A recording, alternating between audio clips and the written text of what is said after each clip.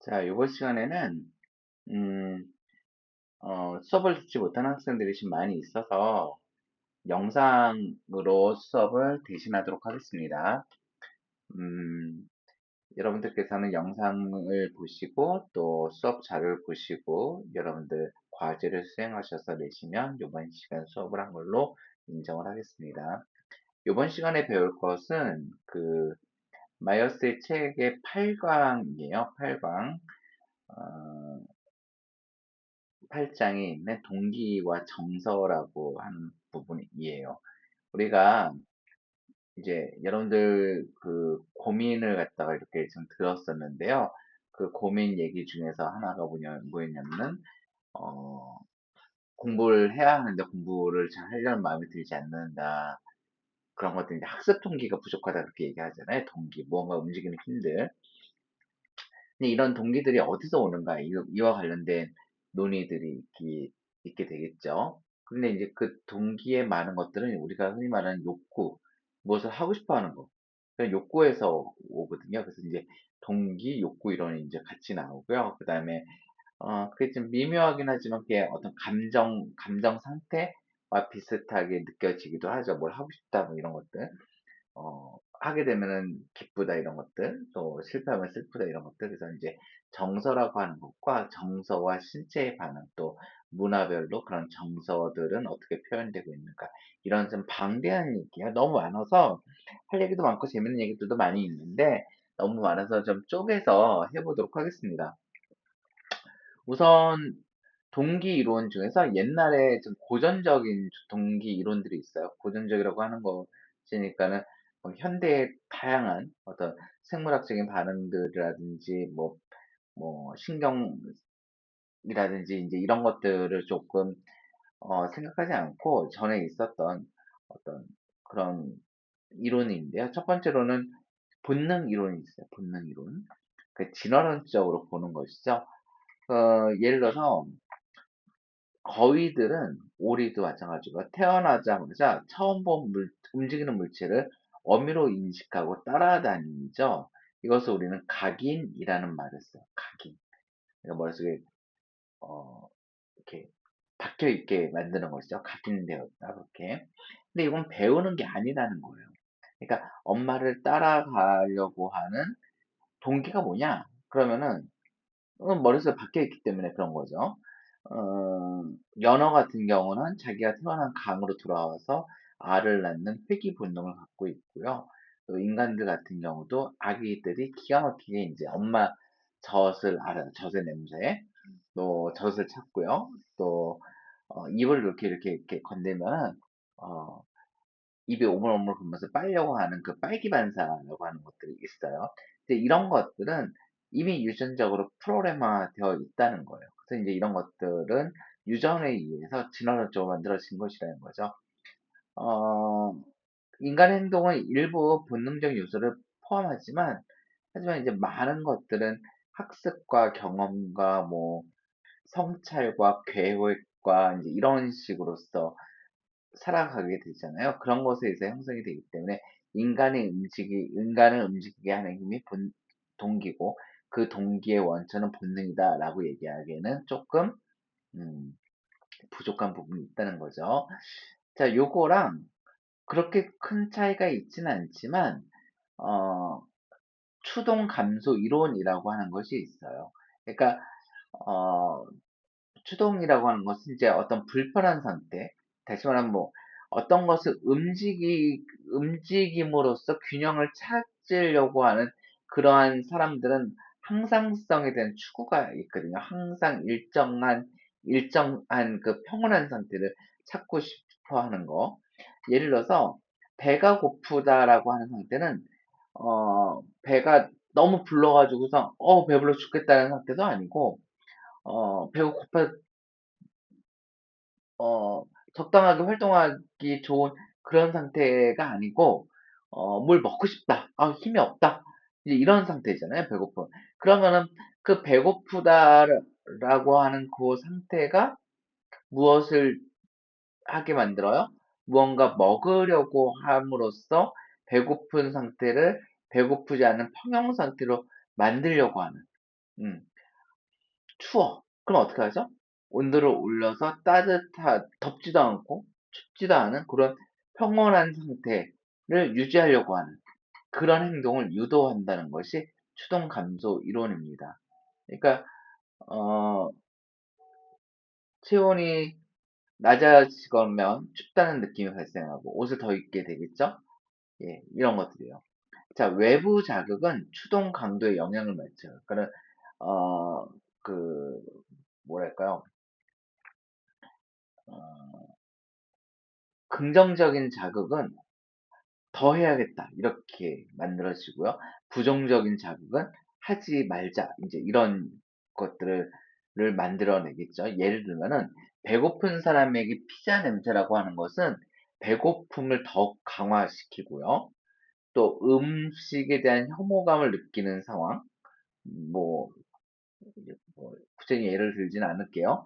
그런 부정적인 자극은 배고픔을 약화시키죠. 옆에서 예를 들어서 구역질을 한다던가 뭐 이런 거. 예. 그래서 뭐 일리는 있죠. 일리는 있지만 인간이 갖고 있는 그 다양한 욕구들, 다양한 행동들을 설명하기에는 조금 부족함이 있어 보입니다. 각성 이론이라고 하는 게 있어요. 그러니까 각성 이론이라고 하는 건 뭐냐면 인간은 배부른 상태만 추구하는 것은 아니라는 거죠. 그러니까 적절한 자극과 흥분이 있어야지 인간은 즐거운 상태가 되고 그 즐거운 상태를 유지하기 위해서 어, 불필요한 행동들을 하죠. 예를 들어서 배가 부른 동물이 정보 탐색을 위해서 밖에 나가서 어슬렁거린다던가 원숭이들이 특별한 먹이를 구하는 것이 아니라 자물쇠 자체를 여는 것을 즐거워한다던가 또 뭐 아이들 보게 되면 레고 갖고 이것저것 만들잖아요. 그게 뭐 아무런 쓸모가 없어도 끊임없이 뭔가 만들어 본다던가 모험을 즐기고 연구를 하고 이것을 제일 잘 보여주는 것은 여러분들이 셜록 홈즈를 보셨는지 모르겠지만 셜록이라고 하는 그 영국 BBC에서 만든 그 드라마 보게 되면은 셜록이라고 하는 그 셜록이 이제 지루하게 되면 뭐 I'm bored, bored, very bored 막 그러면서 이제 막 집에서 총을 쏘고 막 그래요. 그래서 자기를 곤란하게 하고 머리를 갖다 두뇌를 갖다가 막 최대한 이용하게 하는 어떤 지적인 자극 사건들을 기다리죠. 이제 그래서 이제 다른 사람들이 무슨 개를 잊어버렸어요, 뭘 했어요 이런 거 오게 되면은 아주 지루해하는 그런 것들이 있습니다. 그래서 잠깐만요.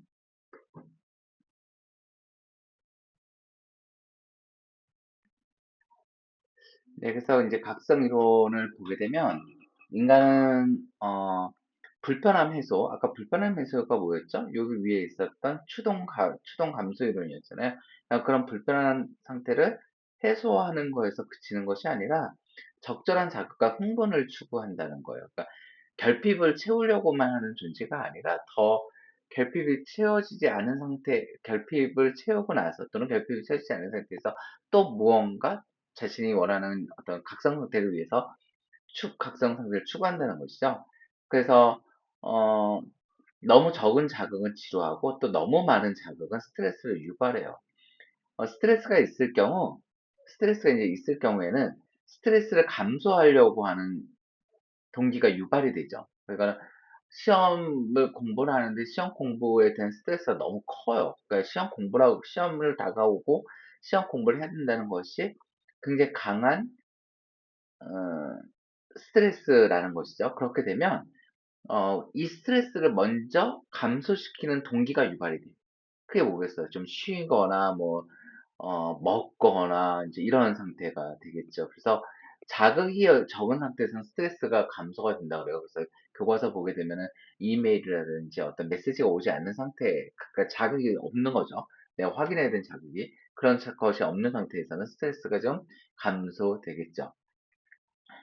사람마다 또 그리고 과제 난이도에 따라서 최적의 각성 수준은 다른데요. 그러니까는 어떤 것은 각성을 많이 해야지 바짝 긴장하고 각성을 해야지 잘 되는 경우가 있고 또 어떤 경우는 좀 약간 릴렉스 해야지 잘 되는 경우가 있습니다. 그래서 시험을 볼 때는 적정한 긴장감은 도움이 되지만 과도한 불안감은 오히려 성적을 떨어뜨릴 수가 있고 기능을 좀 저하시킨다는 뜻이에요. 그래서 그러고 어려운 과제일수록 그러니까는 요번 시험에 어, 좋은 점수를 받아야 된다라고 하는 그런 어려운 게 아니라 수학 문제를 풀 때 수학 문제가 어려워. 그러면은 각성이 높으면은 시험 문제가 문제가 잘 안 보인다는 거죠. 근데 이제 시험 끝나고 나서, 아, 이거 내가 아까 왜 못 봤을까? 이럴 때 있잖아요. 그럴 때는 낮은 각성 상태에서 오히려 그런 어려운 난이도의 어떤 과제가 잘 보일 수 있다는 거죠. 그러니까 각성이 언제나 높은 게 좋은 것도 아니고, 각성이 아예 없으면 이제 아예 불안감 자체를 늘 느끼지 못하게 되면은 무언가를 할 동기가 부족해지는 거잖아요. 그러니까 이 적절한 각성, 또 약간의 불안, 이런 것은 동기부여에 긍정적인 영향을 미치게 됩니다. 어, 시험을 앞두고 커피 많이 마시잖아요. 밤에 잠을 못 자게 되면. 그래서, 뭐예요? 이렇게 시험 때 학생들이 많이 먹는 거, 어, 불독이 아니고 뭐 그런 것들 있잖아요.